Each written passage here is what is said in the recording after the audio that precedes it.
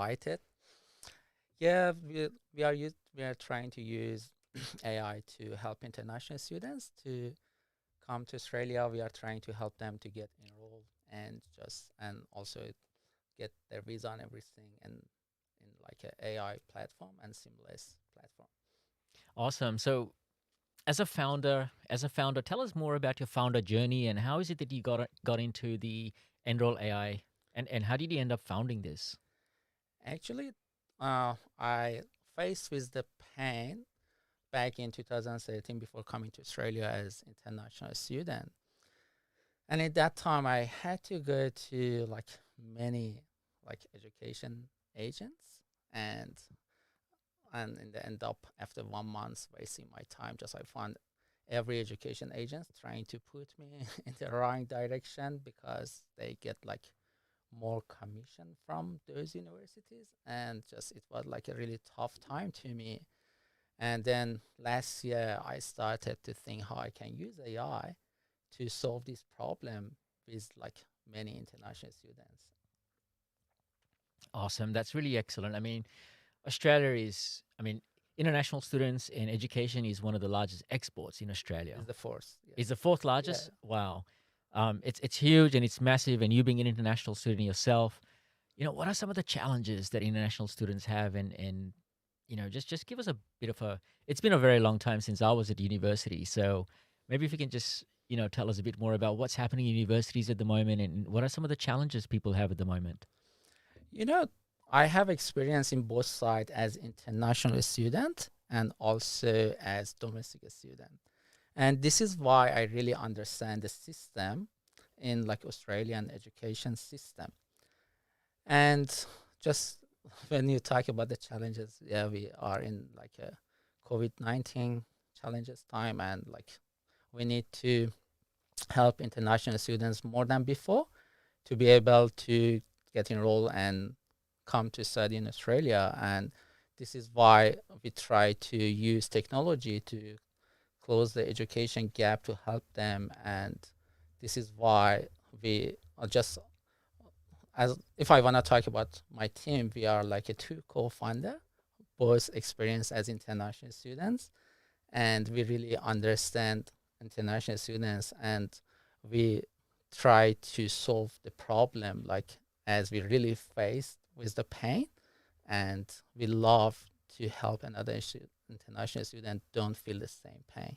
So you were describing earlier about coming into Australia as an international student, and you talked about spending a month, trying to get yourself sorted with the enrollment. Describe that problem and why is this a problem, and how is it still a problem? Because obviously there's a lot has changed since 2013.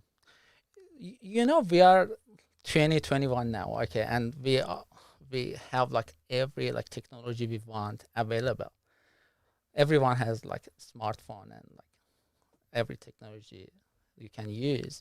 But the issue is in terms of like helping international students, we like treat them like 20,000, it's like 20 years ago. And we really need to help them through technology. For example, in like Enroll AI platform, international students can fill in their like academic interests, their credentials, their financials is really important for international students to get the offer and visa.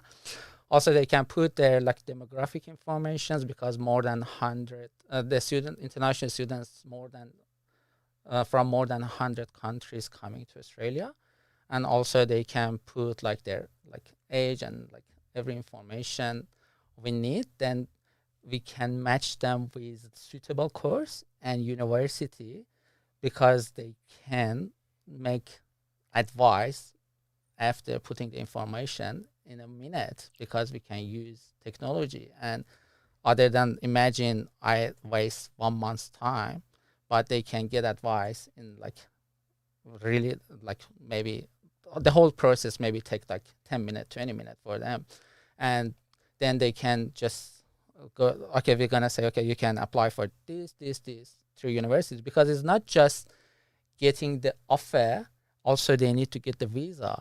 And we're gonna use machine learning and see, okay, from the first like a step to the last step is like 10 steps. The international students can feel like really confidence and reduce their like pressure and stress and everything, and they can get like offer on time and visa on time, because may they can apply for like many universities, but it can be waste of time and waste of money because they need to pay for application fee. We don't charge them, but they need to pay to uni, and finally the uni gonna say, okay, you don't fit with this course. Maybe they can pay for 10 universities, but we try to say, okay, we use technology to say, okay, you need to apply for this uni, and like 95% you can get the offer and everything on time, and it's like a difference we are trying to help them. So who's your ideal student that that really would need this platform? I mean, um, I'll give you some examples. I mean, I certainly remember from, again, my experiences several decades ago, right? So probably not fair, but I kind of knew what university I wanted to go to, right? And maybe domestic students probably don't understand this as much as a problem. Whereas, for me, locality was important, right? I wanted to kind of, yeah, well, I think I wanted to kind of know. I mean, I'm just looking from a domestic standpoint or international, but in very simple sense, a lot of people kind of know what they want to study, right? And then it was like, okay, well, I want to do that, and in my case, it was, well, engineering, and I wanted to be, the best engineering school, etc. And then I ended up in RMIT, right? Um, and that was not a big decision for me. Obviously, there are a lot of big. I mean, like when you kind of look at tier one universities, there's only really, I mean, a couple of handful of tier one universities that you can go to in that sort of top elite sector. Um, is this a problem for international students? And if it is, why is this a problem? As I mentioned, we try to ask about their academic interest, and then we look to the options available, because our system should be always updated about the like requirement from like the course and university. And we try to use the machine learning to monitor their journey from the first point to the end point, and the machine can learn, and when another student comes with the same class, same classification and same situation, the machine gonna say, okay, if you do this, it's gonna be like 95% like success, and it's just like saving the time. As I mentioned earlier, the, as had experience like both international students and domestic students. You, for domestic students, it's not a challenge, but for international students, it's a challenge because it's like few months process, at least 3 months process, to end up with a visa and become international student and come to Australia. And this is why they really need help. May they don't know the pain they're gonna face, but because we know the pain, we try to help them in advance before facing the problem. And may the problem for them, it's gonna be like a waiting in the, like a, getting like many application. Then at that time they can face with the problem.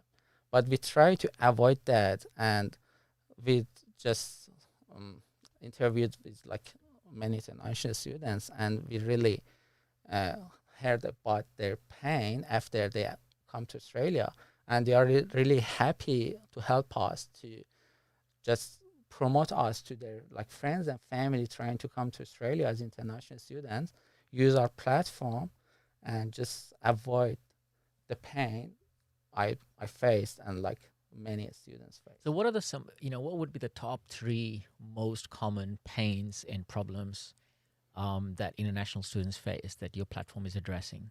The first and most important is the current process is time consuming, and it can just cause like lost opportunity. And as I did like survey, like many international students end up to defer for the next year.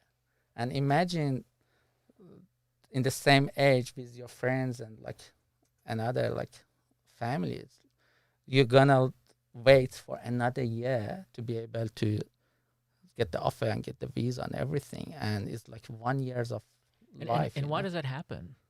Sorry? Why does that happen?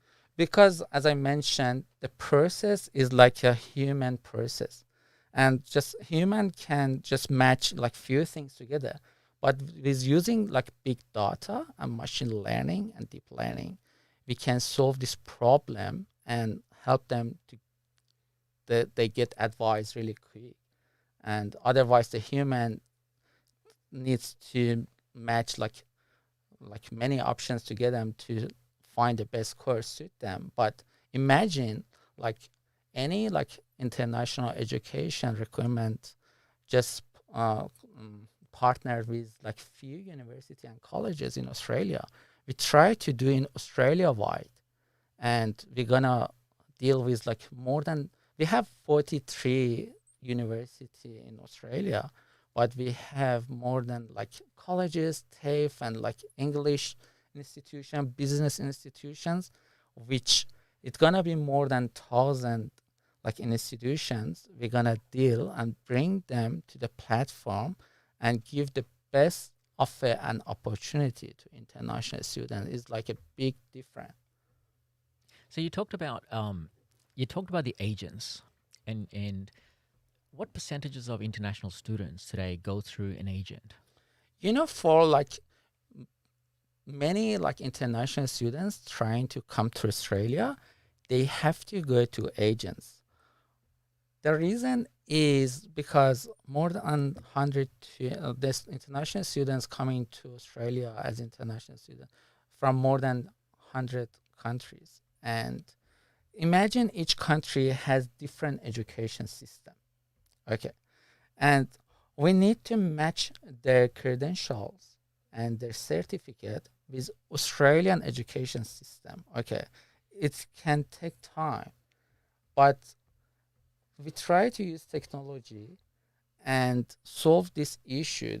When we go deep to the problem, it's gonna be many problem because we are facing with like, as I have like a data from Australian education system, less than 900 international students enrolled last year to study in Australia.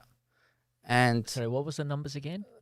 is less than 900,000. I don't remember. It's 900,000 800 roughly. something, Right. but it's less than a million.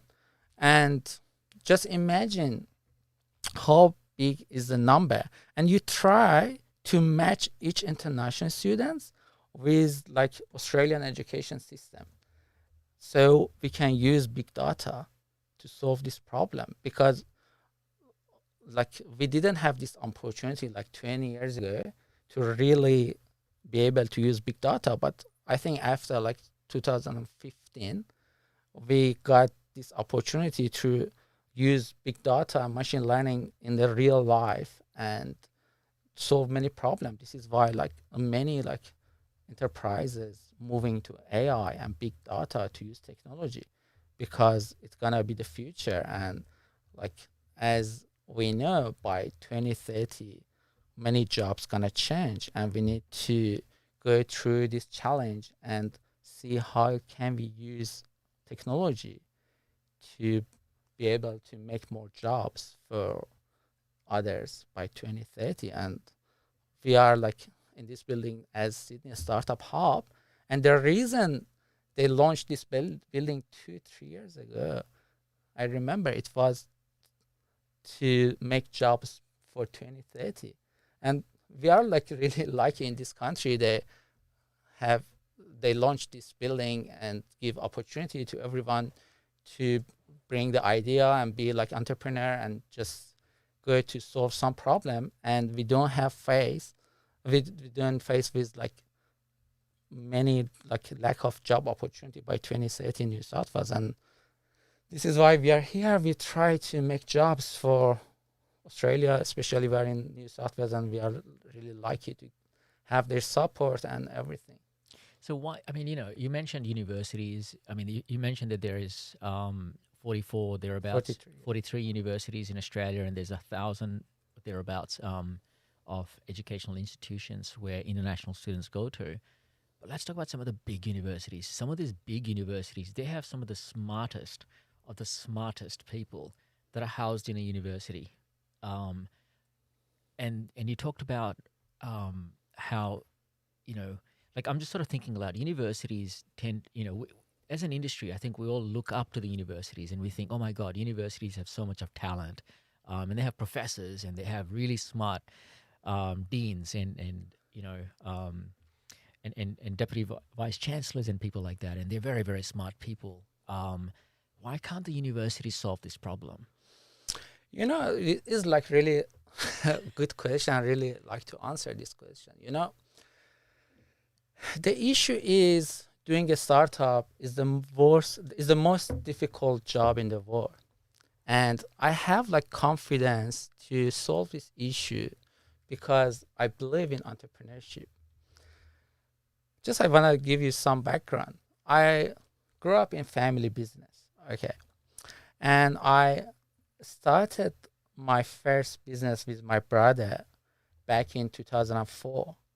And before coming to Australia, I had opportunity to manage small business for 10 years. And at that time, I learned about how the different departments as like operations, sales, accounting and finance, HR, payroll, everything worked together for 10 years as a young boy. And just then I had opportunity in that time to do every mistake I want, to learn, fail and everything. And it giving me enough like knowledge and confidence to be entrepreneur, because being entrepreneur is not something easy, because you need to have like a different mindset. If you believe you can work for someone else, you cannot be a good entrepreneur. Uh, if we're gonna give like a right number, 89% Australians working for businesses as employee. And so, yeah, as I mentioned about my experience, after I came to Australia as international students, and after I got my permanent residency and I settled in Australia, I started to think, okay, I have to go back to my entrepreneurship journey. And at that time, I didn't have any fear to start my business in Australia. And then straight away, I had idea to like build smart trolleys for like supermarkets. And it was before like Amazon Go. And just I filed my provisional patent in IP Australia. I got lawyer and just I used my saving to go through the legal stuff. Just then at that time, it opened the door for me. Then I joined to Fish Burners, and I joined to UTS Hatchery, which is changed to UTS Startup.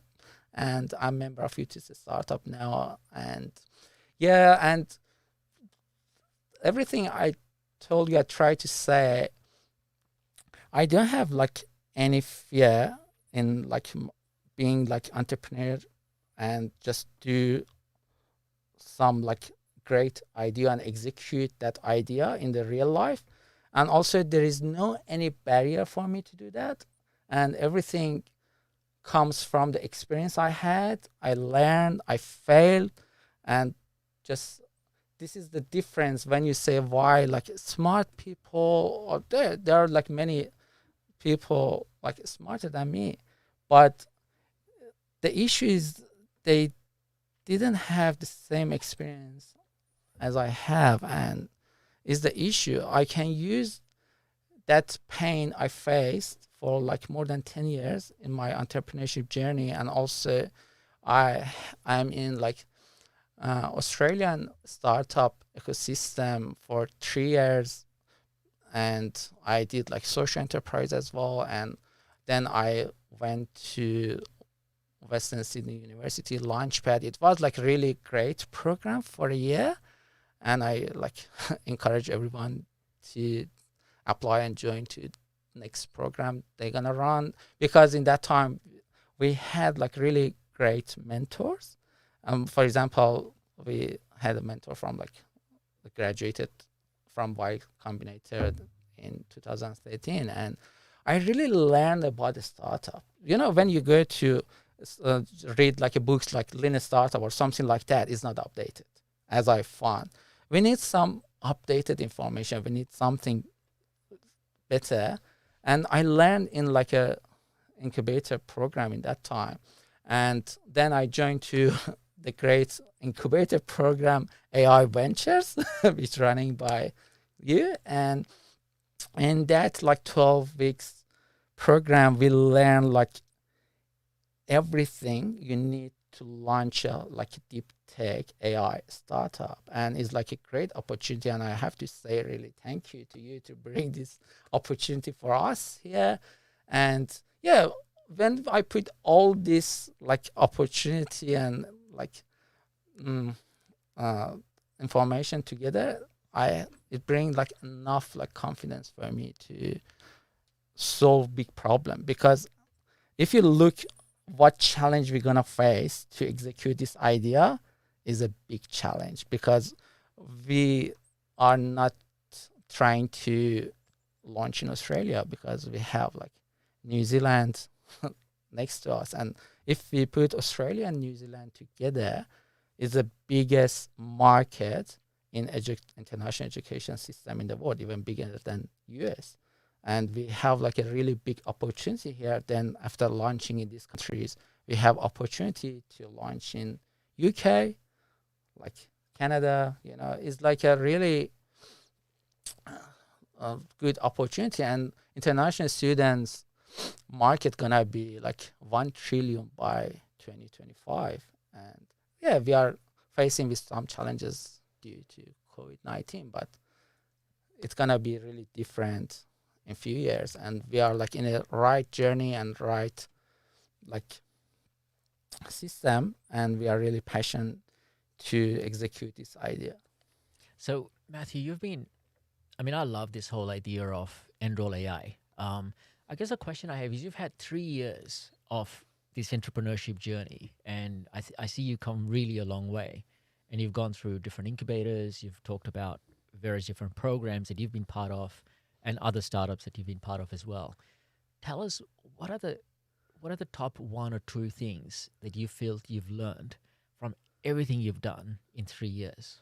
You know, something really important is to really understand the startup. When I ask of like many entrepreneur in the startup journey, what's a startup? What's your definition of a startup? Some people give like rank, like definition of a startup to me, but I try to really help them to understand a startup. You know, a startup is not just like an innovative idea. There's something really important to uh, understand a startup is has to be scalable. Is something like many like startup missing?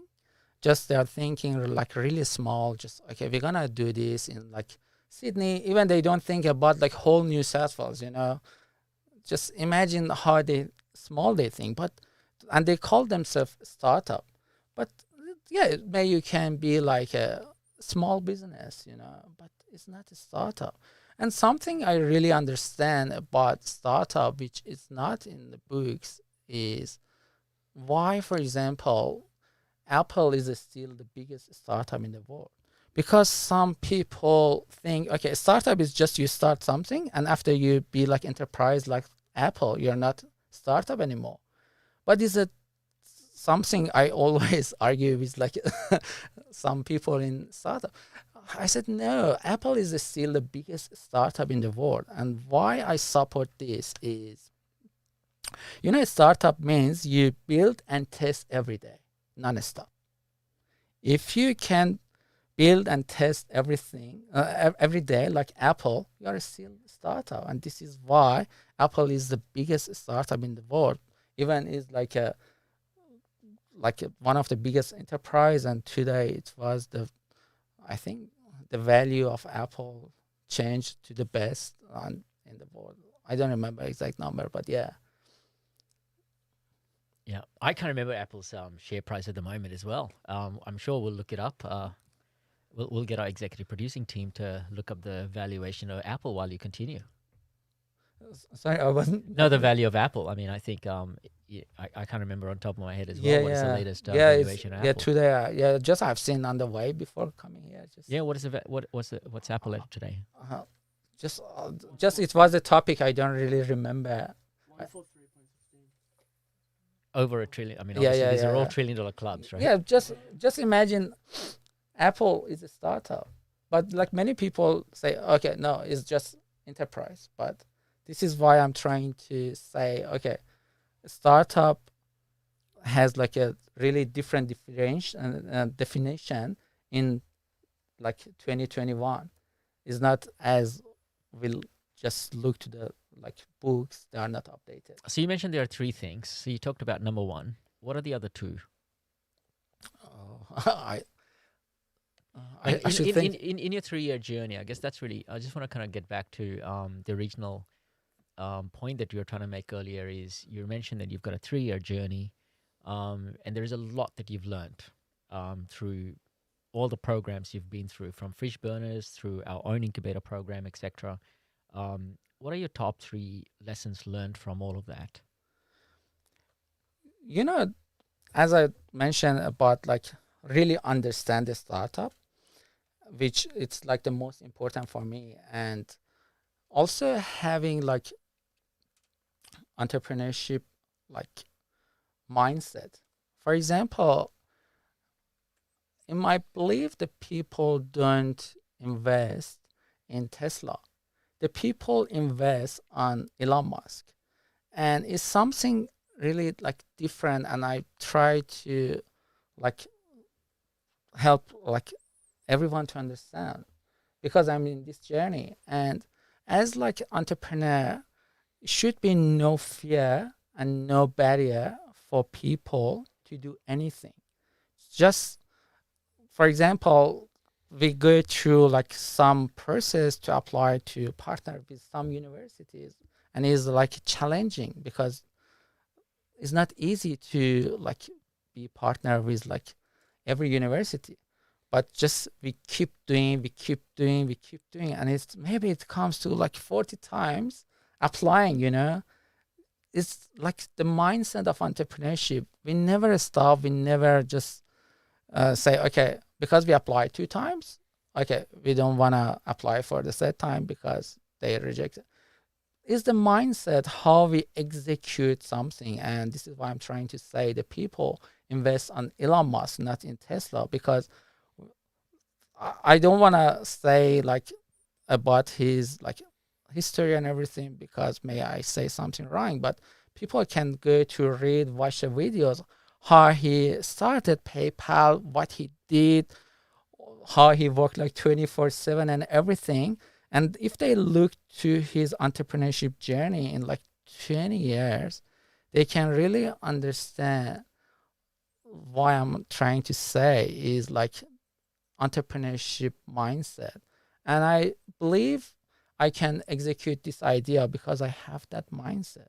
And it's not I can see in like everyone. And as you ask why like uni like professors don't do like this idea or a startup, because it's like a bit tough to go through this program. For example, you need to quit your full-time jobs. And I had like really good opportunity to like work for like many companies in Australia, and also I had like flight ticket to go to Sweden for a prize in end of March to like IKEA because I won a prize. But I had like many good opportunity to stay to be as employee, but I choose to not to be as employee and continue my startup and entrepreneurship journey. And these are the thing I not only learn and double checked and take in through the incubator programs and just yeah. So I'm really curious as well. I mean, you've got a really strong entrepreneurship mindset. You've had 3 years of experience. You've got plenty of entrepreneurship background in your previous journey as well. Um, as you mentioned, you're a little kid, and you've run an actual business, looking after 360 degrees of a business. What was your what was some of the considerations in coming into the AI Ventures incubator program? You know what I love about AI Ventures Incubator program is practical. I really love it. Imagine every week you have opportunity to pitch, to be like someone listening. Just you have opportunity, the people listening to you, and also the team and the mentors, and finally the opportunity giving me. And just for example, this is a great opportunity for me to do my first podcast in my life. I have like a good entrepreneurship experience, but I didn't have that just this opportunity. Someone invites me for a podcast, and it's really great. It can reduce your like pressure, your stress. You can do next like podcast, or anyone ask you, okay, come to pitch or come to uh, pitch for investor and everything. It gives us the confidence, and these are the opportunity we are getting from AI venture incubator, and plus many informations and documents we are using to test the MVP and everything, to build the MVP, because it's really great. You see, you have like opportunity to go through your like a startup idea and MVP and everything in 12 weeks. Because if you don't have this opportunity, may it can take like a year, and it's like really time saving. It's like a really great opportunity for everyone with the idea to join to AI Ventures and get this like information, opportunity, network, and everything to build the MVP in 12 weeks and be ready for the investors. Just I encourage everyone, just yeah, join to this great program. I mean, you talked about. I mean, you mentioned it earlier on. You've already gone through many incubation program, the hatchery, etc., and you get something different out of each time you do it. Um, in your case, I mean, you mentioned it was very practical. What are some of the things that you got out of very practically out of this program, You mean from from the ventures program? your program? Yeah. The most important thing is you have a team listening to you. Is the most important, because yeah, you can just build something and just do in your team, but you need to show to like real life and like real people and get feedback. And if you do this like every week, it's gonna be like really different feeling. You have like more confidence to do more. It's not like every incubator have this opportunity every week. You can pitch and learn and get feedback and just solve the problems and get better for the next week. And yeah, it's like a big like different I can just mention about AI Ventures. Yeah. Now, obviously, what we had over 12 weeks, and obviously, there was a break in between as well, and that gave a little bit more time as well, right? So it's probably about 15, 16 weeks in total when you're sort of including the onboarding and the things that happens after. Um, you did mention it is very high touch point where, we have active listening. It takes a lot of work from our side to listen, feedback, refine, and organize all these pitches. It was almost like we had a demo day every week. Yeah. We had a demo day every week. Most, not everybody has a demo day every week, right? So imagine doing that every week for at least a minimum of 12 weeks. What was your experience like from your first demo day effectively and having it done 12 times? What has changed from you in the week 1 and you in week 12? Okay.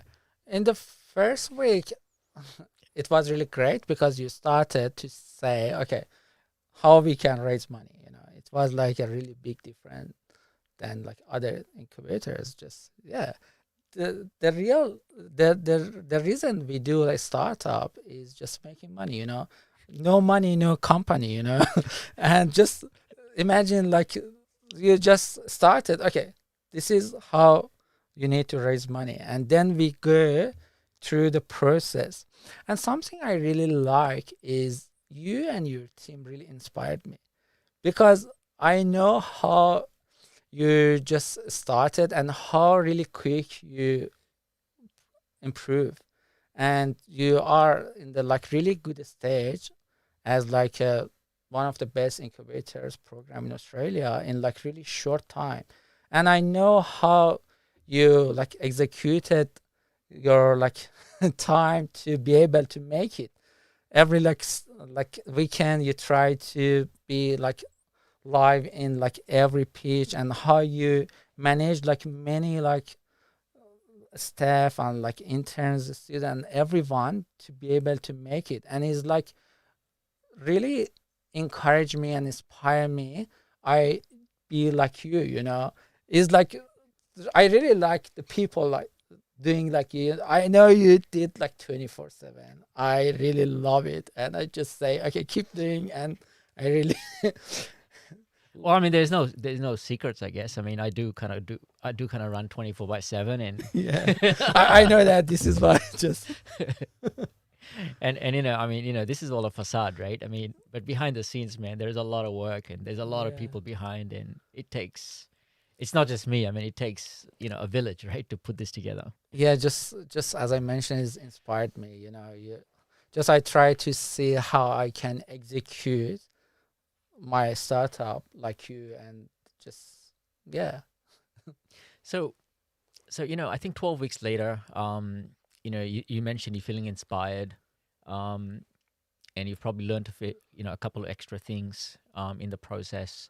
Um, you mentioned the team.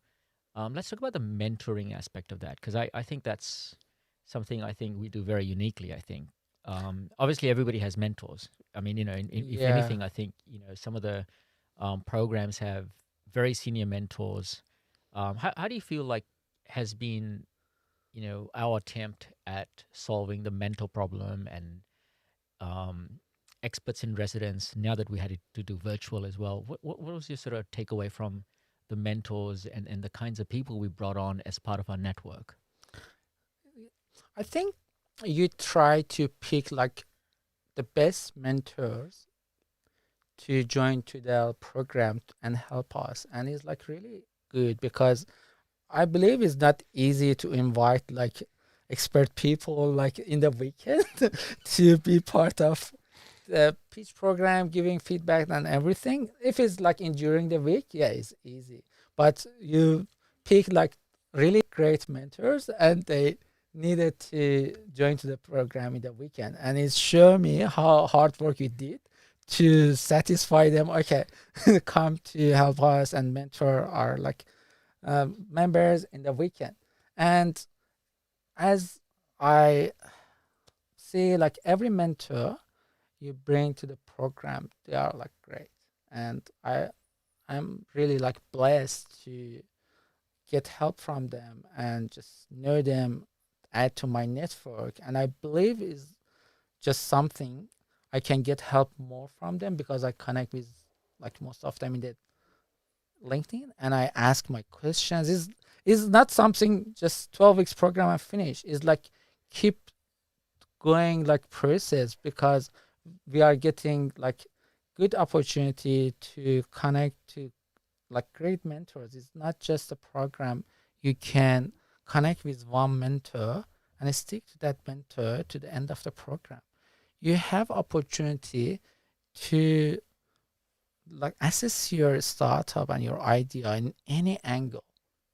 It's like a big difference. And 12 weeks, 12 different mentors, 12 different like feedback is like really help you to understand every problem you have in your like MVP and everything to solve, to make a better MVP. And when you go for like funding and everything, you should have more confidence, because you already double checked everything, and it's like great, you know.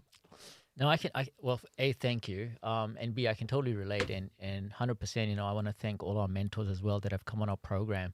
Even from the folks in Europe, where it has been crazy time zones, like literally 3 a.m. in the morning for some of them Yeah.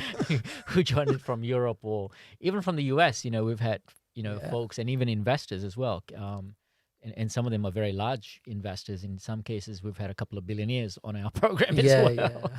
yeah. And I want to thank them for the time, that they've taken out from their busy schedule. And for some of them, they don't need to do this, right? That they're doing this because they're passionate, and we're kind of leveraging some of the deep, long relationships we have with some of them. So with that, I guess one of the big emphasis we've had is around capital raise.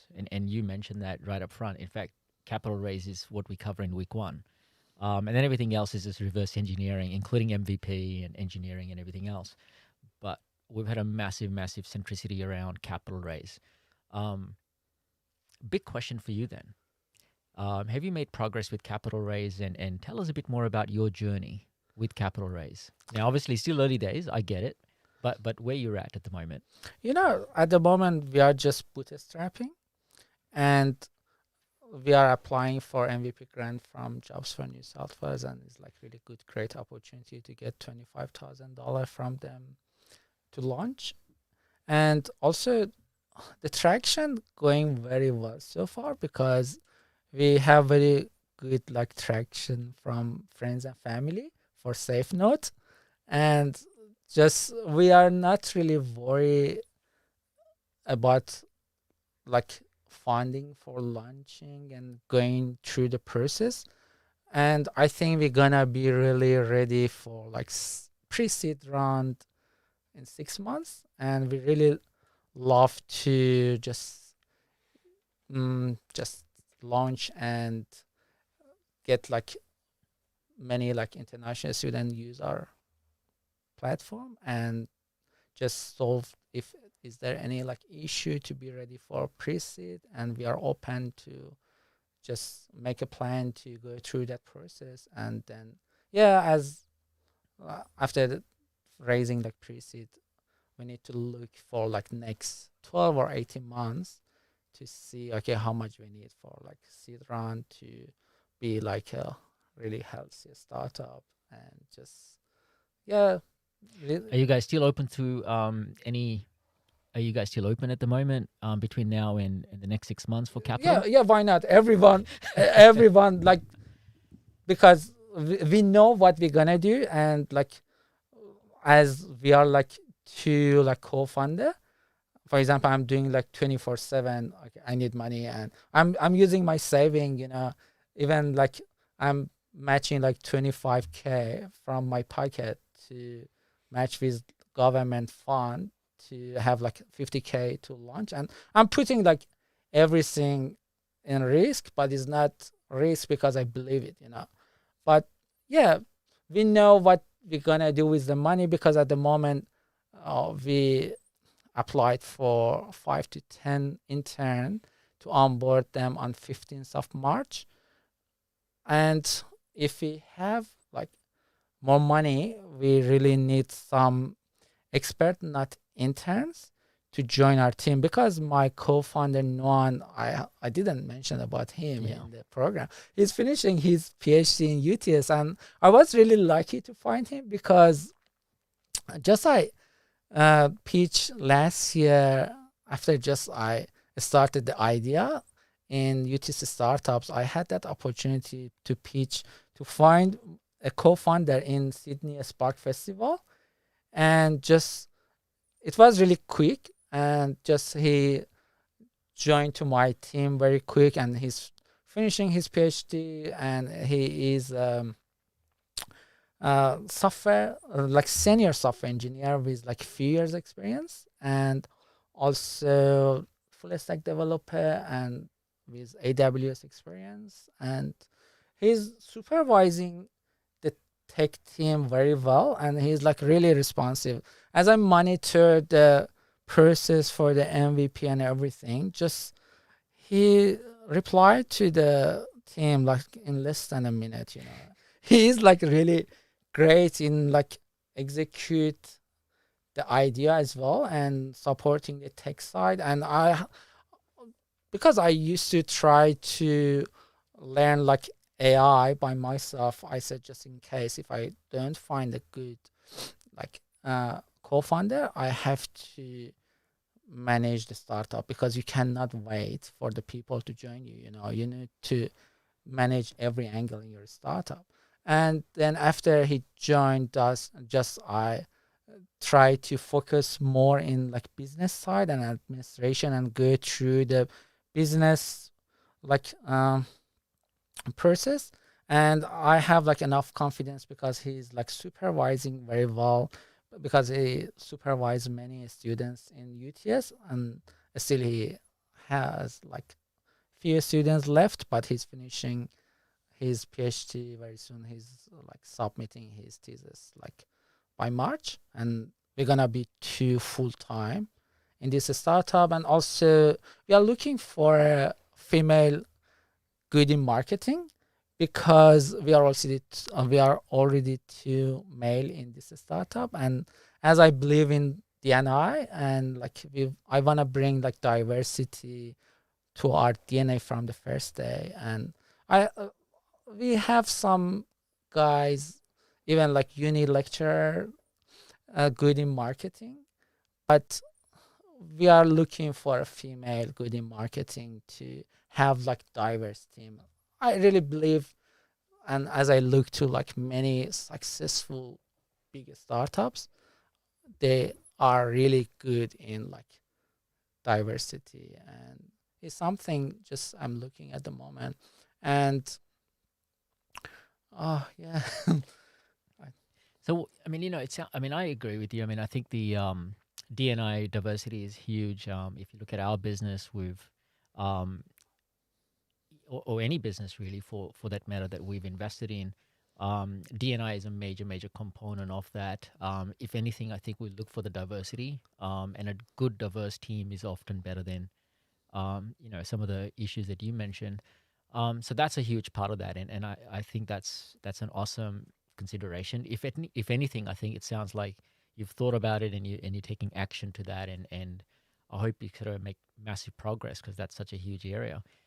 But that said, I mean, I think there are many other aspects to attracting capital, and I'd say 50%, if not more, of what the investors are probably looking for, or certainly we are. Um, is the leadership team, or the management team, or the core team. How do you feel? What are some of the key attributes that your team brings to the table? Okay, before going to that question, just I want to add something to the previous question, just I forgot in that time, is about the culture. And for example, in that 10 years experience I had in overseas uh, to run my business, I really design a great culture. Even I'm in Australia now, I'm in contact with like the employee I was working at that time, and I designed like really good culture and design something they really like to work with us. And as I learned in that time, I really didn't understand how important is the culture. But now, because I'm like more mature and I'm like in like a developed country in business and everything, and we can connect to like every big like opportunities. As I monitor and look to the like big companies, they have like a really set good of culture, and they follow that.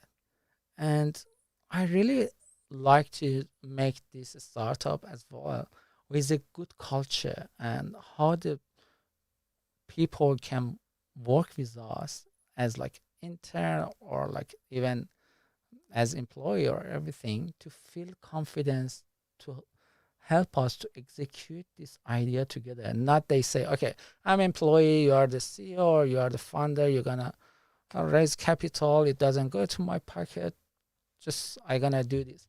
But I try to make a culture as before, to then they do something different, just they don't think they are employee.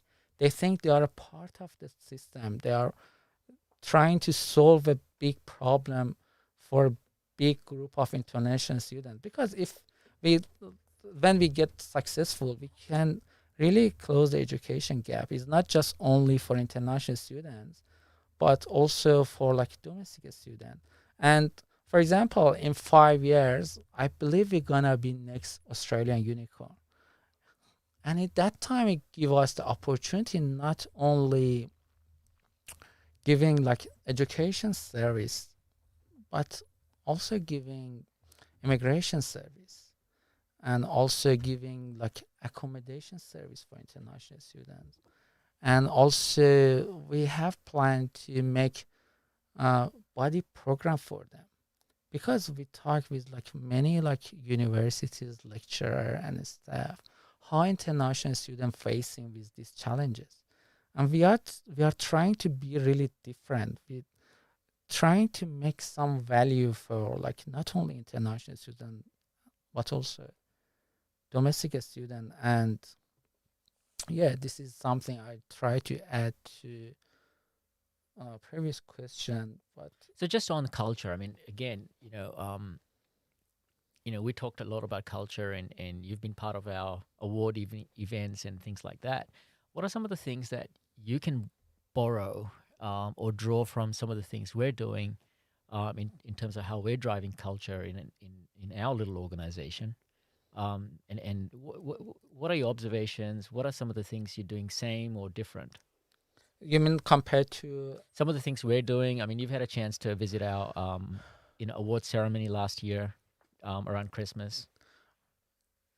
Yeah, I think I cannot say we are like 100% because we are not that big as you are. But yeah, I'm trying to design like a culture. Firstly, as I mentioned, like DNI, it's like a great culture. Everyone follow in the business, and also like equality, and everyone feel equal. Because I'm blind in like gender, I'm blind in like religion. Just when it comes to business, it's business. You should look to the people and what value they bring to your business. And this is, I think you are really following in your business as a great culture. And is like, as I see, like your culture is like really simple to stick and follow. And I'd like to do the same in my business for the employee in the future. Yeah. Awesome. So I mean, culture is huge, and we're all kind of betting on culture. And I guess and the reason I say it's a bet because you don't see the effect of that immediately. If anything, if you want to get the MVP out in a hurry, then if speed is the only thing you care about, then there are faster and cheaper way of doing it. And then there's a slow way of doing it, right? But it takes a bit longer, and it costs a little bit more. Um, and and the results of culture is going to happen maybe not now, but maybe in a year's time, or maybe 2 or 3, or maybe you're going to look back 3 years from now, and you're going to go, wow, you know what, we did something right, we did something better than maybe the others. um, how do you think about culture today, and how do you compare maybe with some of the other startups that thinking, you know what, forget about culture, we're going to worry about culture after we get the MVP out, or we're going to worry about culture after we get the funding. Culture is important, but we'll do it after we get the funding. Right now, the only thing that matters is getting the MVP out or cap raise. You What do you say know, to that? in real business, it doesn't work if you don't look to the culture from the first day. You need to design a great culture from the first day. And just, yeah, you can do the best like MVP and everything, but but without the culture, without creating a great culture, you can see you're gonna like lose like many like great employees, because they think, okay, you are not following what they believe or something like that. And if you go to like big companies nowadays, you can see like is different than before. Is like a big like salon, everyone sitting together, and you cannot really find the CEO or the manager in that building because just everyone wearing the same like uniform, everyone looks the same, and not I mean like in like uniform looks the same, and you cannot say okay, that guy sitting on the top, he's a like manager, but the manager sitting like somewhere like randomly, and that like the manager's like desk is, for example, next to like someone doing finance, it's not like they separate all the like managers to sit together, and like they put the level for the employee, and it's like a really great culture, and no one feel okay, I'm like separated from like that group, or I'm like included in this group, and also if you look like to big enterprises and startup, they treat the employees like in like really small things like foods or something like that, and they don't need to think about okay, what I need to eat tomorrow, and every day when they go to work they feel something new, and they try something new, and they try to make foods from different cultures. Also we have like in UTS startups, we have like culture events, we like cook different foods to share together, and these are something like maybe it doesn't looks important, but it's really important when you make like an enterprise to treat people as they believe, and just yeah, that's it.